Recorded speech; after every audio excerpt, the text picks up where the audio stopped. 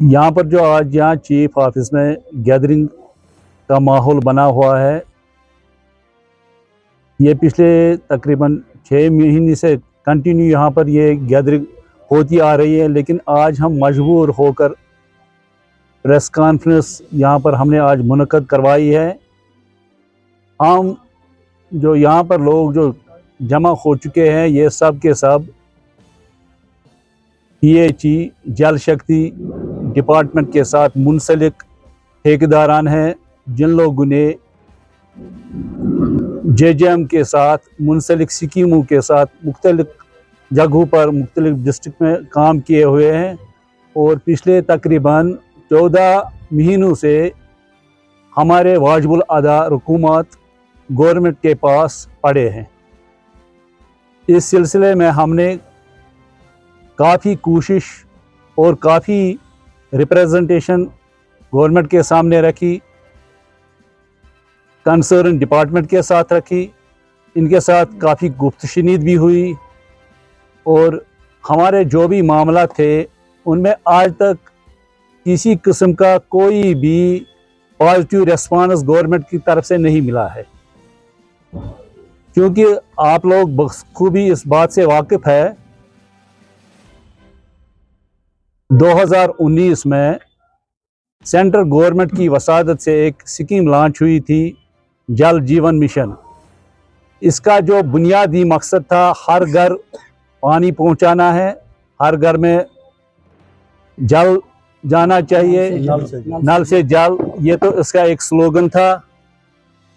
इस स्लोगन के मातहत हमने काफ़ी जगहों पर यहाँ पर काम किए हुए हैं, पूरे कश्मीर में नहीं, पूरे हिंदुस्तान में, पूरी स्टेट में। यहाँ पर जो J&K का UT स्टेट है, यहाँ हमने काम किए हुए हैं। इसमें तकरीबन हमने यहाँ पर एदाद शुमार के हिसाब से तकरीबन 7,500 करोड़ हमने यहाँ पर काम किया हुआ है। और अभी तक जो लायबिलिटी है गवर्नमेंट के पास, जो पेंडिंग पैसा है, वो भी काफ़ी हद तक अभी तक लिक्विडेट नहीं हुआ है। और जो वर्क डन हमारे पास इस वक्त एदाद शुमार है, तकरीबन वो 10,500 करोड़ के करीब है। तो अभी तक इस बारे में हमने जो भी कोशिश की, जो भी रिप्रेजेंटेशन दी और आला हुकाम तक हम गए, लेकिन बदकिस्मती का एक मुकाम है कि जो यहाँ की अपनी गवर्नमेंट है, लोकल गवर्नमेंट है UT की, इसने इसमें कोई इंटरफेयर नहीं किया। हत्ता कि उन लोगों को अप्रिसिएशन देना चाहिए था कॉन्ट्रैक्टरों को, लेकिन उसके बरक्स हो रहा है। और जिन हजरात ने, जिन ब्यूरोक्रेटों ने इसमें बढ़ चढ़ कर हिस्सा ले लिया, शद मद से काम किया, वार पुटिंग बेसों पर काम किया, उनकी भी हौसला अफजाई आज तक नहीं हुई है। बरक्स इसके कि उल्टा ही हो रहा है। और काफ़ी यहाँ पर काफ़ी सारे प्रोजेक्ट हैं जिनका पहले से यहाँ पर इनाग्रेशन हो चुका है और वो रन कर रहे हैं। और काफ़ी सारे प्रोजेक्ट अभी पड़े हुए हैं, वो फाइनल नहीं हो चुके हैं। वो इसी मकसद के लिए फाइनल नहीं हो चुके हैं क्योंकि वहाँ पर अभी पेमेंट उनकी बकाया है। बहुत सारे प्रोजेक्ट ऐसे भी हैं जिनका अभी काम शुरू ही नहीं हुआ है। और जो स्टेट गवर्नमेंट है यहाँ, उसने कोई इसमें दिलचस्पी नहीं दिखाई, जबकि हमने 12 कोशिश की। हम एक MLA के पास गए, हम एक जो भी खासकर रैना साहब के पास है, जाहिद रैना साहब जो कि महकमे के वजीर है, उसके पास भी गए। उन लोगों ने यकीन दहानी दिलाई कि पैसा आपका रिलीज़ हो जाएगा, लेकिन आज तक कोई पैसा रिलीज़ नहीं हो चुका है। इस बारे में हमने काफ़ी कोशिश की, सेंटर के साथ भी हमने बात की, सेंटर के साथ जो मुंसलिक डिपार्टमेंट है उनके साथ बात की, लेकिन अभी तक वहाँ से भी कोई पॉजिटिव रेस्पॉन्स नहीं मिला है। और इस बारे में हम यहाँ के जो मीडिया है, मीडिया से भी हमने काफ़ी बार इस बारे में बात की है। और हम मीडिया की वसादत से आज ये बात फिर यहाँ की हुकूमत तक पहुँचाना चाहते हैं, हुकूमत के कानों तक पहुँचाना चाहते हैं। पिछले ही हफ्ते, पिछले महीने यहाँ पर एक स्कीम का यहाँ इनाग्रेशन हो गया था, CM ने वहाँ पर इनाग्रेशन किया था। और वहाँ पर उसने यकीन दहानी कराई थी कि जल्द अज जल्द आपका पैसा वागुजार किया जाएगा और जो लोगों के मुश्किलात हैं उनका भी अजाला हो जाएगा। उनका मुश्किलात के अजाला तभी मुमकिन हो सकता है जब हमारे पैसे वागुजार होंगे। और जो रुकी पड़ी स्कीमें हैं और उन स्कीमों का भी वो कमीशन हो जाते, थोड़े से पैसे के लिए बड़ी बड़ी स्कीमें रुके पड़ी हैं।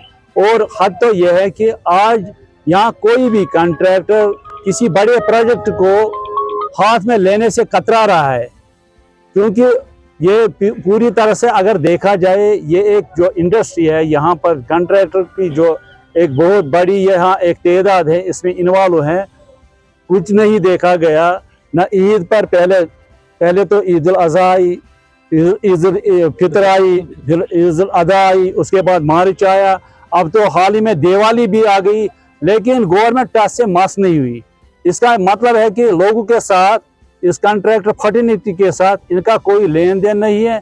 ये हमारे बारे में कुछ नहीं सोच रहे हैं, जबकि कॉन्ट्रैक्टर की अगर कॉन्ट्रैक्टर का देखा जाए तो पूरा जो माशरा है कॉन्ट्रैक्टर के कंधों पर ही चल रहा है, चाहे सड़क हो, चाहे पानी हो, चाहे बिजली हो, किसी भी मामले में तरक्की में पहला रोल जो है, पहला जो कदम है, पहला जो स्टेप है वो सिर्फ कॉन्ट्रैक्टर ही अपने कंधों से उठाता है।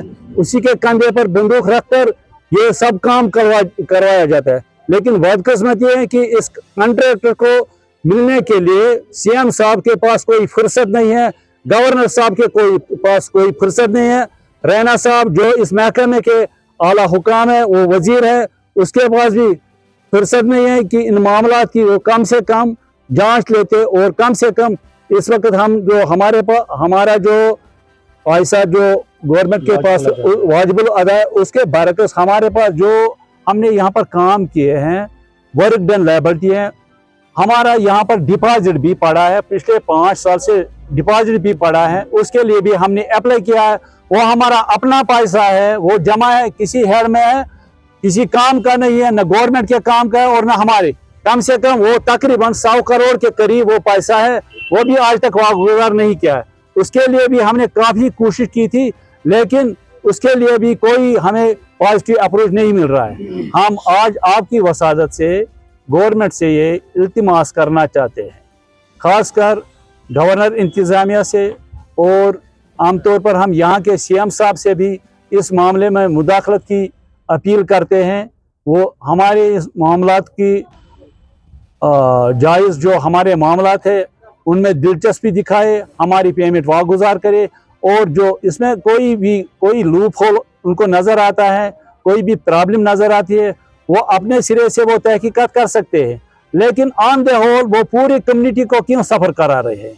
अगर कहीं पर कोई मसला बना हुआ है या कहीं पर कोई शिकायत है उन लोगों के खिलाफ या उनके साथ वो रेक्टिफाई कर सकते हैं, उन मामलों को देखिए।